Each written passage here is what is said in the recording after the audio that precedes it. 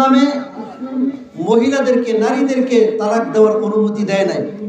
স্বামী যতক্ষণ পর্যন্ত তালাক না দিবে ততক্ষণ পর্যন্ত সারা জীবনও যদি মহিলা তালাক দিয়ে যায়, ওই তালাক সারা জীবন দিলেও হবে না।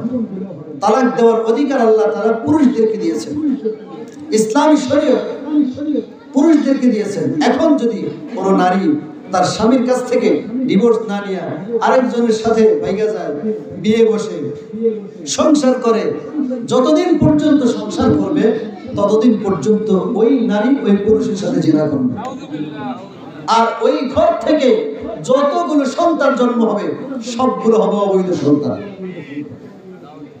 আর সমাজে তো তাই হচ্ছে, বেশি হচ্ছে। মোবাইল সম্পর্ক তৈরি হয়, স্বামীর তালাক ছাড়া, ডিভোর্স ছাড়া আরেকজনের সাথে ভাইগা যায় সংসার করতেছে, এরপরে সন্তান জন্ম হইতেছে। তাহলে বুঝেন, এইভাবে যদি হয় তাহলে দেশের ভিতরে অবৈধ সন্তানের 6 লাখ কিভাবে হচ্ছে।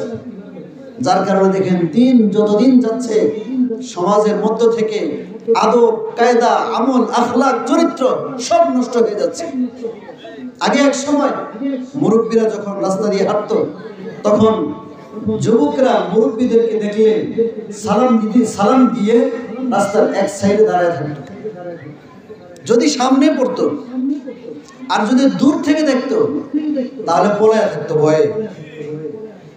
আগের সন্তানরা, যুবকরা মুরব্বীদেরকে যদি দূর থেকে দেখতো, সামনে যেন না পড়ে পলায় থাকতো, আর যদি সামনে পড়েই যেত তাহলে সালাম দিয়ে এক সাইডে চলে যেত।